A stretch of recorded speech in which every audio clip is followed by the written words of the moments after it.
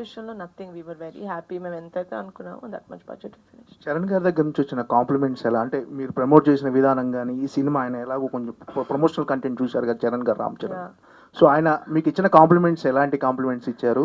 Already Varun Tej గారితో next cinema చేస్తున్నారు, next ఇక చరణ్ గారు అయినా మీ టార్గెట్ రామ్ చరణ్ గారు? టార్గెట్ అట్లేం లేదండి. అంటే నాకు తెలుసు చరణ్ అసలు సోషల్ మీడియా అస్సలు వాడు, చాలా చాలా తక్కువ, అంటే ఎలా వాడాలో కూడా తెలియదు కొన్ని actually.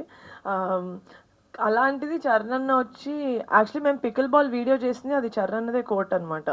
So actually full video release అయితే అందులో ఉంటుంది, తనే ఒక వన్ టైం వెళ్ళి ఉంటాడు, మేమే చాలా ఎక్కువసార్లు చేసాం.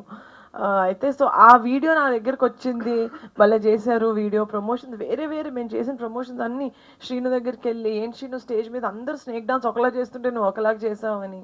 సో అస్సలు సోషల్ మీడియా టచ్ లేని, అంత వాడని, అంత బిజీగా ఉండే ఒక యాక్టర్ దగ్గరికి మాది వెళ్ళింది అంటే there only I understood that జనాలకి తెలుస్తుంది, ఆడియన్స్కి తెలుస్తుంది మా సినిమా ఒకటి రిలీజ్ అయింది, ఆ అటెన్షన్ మేము గ్రాప్ చేయగలుగుతున్నాం.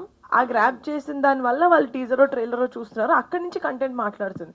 సో చరణ్ అన్న చెప్పినప్పుడు నాకు అదొక వ్యాలిడేషన్ లాగా అనిపించింది, ఓకే మనం వెళ్తుంది, మనం అనుకుంది అవుతుంది అని. So the biggest compliment that he gave was, మీరు ప్రమోషన్స్ బాగా చేస్తున్నారు, మీ వీడియోలు బాగా అవుతున్నాయి కదా, మీరే చెప్పండి మరి పెద్ద డీల్ అవ్వట్లేదని అని. సో మ్యాడ్ సినిమాలతో మీకంటూ ఒక ఫాలోయింగ్, ఒక గుర్తింపు తెచ్చుకున్నారు. అంటే ఏం గుర్తింపు సార్, నా పేరు కట్టు చెప్పట్లేదు మీరు.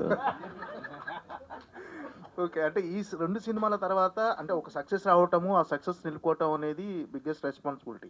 సో మీరు ఈ రెండు సినిమాల తర్వాత చాలా కథలు విని ఉంటారు. పర్టికులర్గా ఈ కథ ఒప్పుకుంటానికి, ఈ సినిమా చేయడానికి నిహారిక కొనిదెల గారు రీజనా, ఈ ప్రొడక్షన్లో చేయటం రీజనా, లేకపోతే కథ మీకు నచ్చి ఈ కథ ఒప్పుకుంటానికి మెయిన్ రీజన్ ఏంటి? అంటే అన్ని కథలు విని పర్టికులర్గా ఈ కథతో చూస్ చేసుకుంటే రీజన్ ఏంటి? సార్ నా దగ్గరికి ఫస్ట్ కథ వచ్చినప్పటికీ ఇంకా నిహారిక గారు అసలు ఆవిడకి కథ ఉంది తెలియదు సార్. డైరెక్టర్ గారు ఫస్ట్ నాకు చెప్పారు. మ్యాడ్ స్క్వేర్ షూట్ జరిగేటప్పుడే నాకు మాన్స గారు కథ చెప్పారు సార్. సో నాకు లైన్ నచ్చిన వెంటనే ఫస్ట్ నేను వేరే కథలు వినడం ఆపేసాను సార్.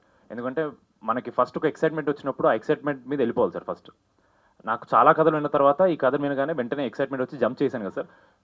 ఇమీడియట్లీ మళ్ళీ వేరే కథలు వింటే నా జడ్జ్మెంట్ అటు ఇటు అవుద్దేమో అని చెప్పి I stuck to what I felt. First feeling ఏదో వస్తే అదే కరెక్ట్ సార్. ఎప్పుడన్నా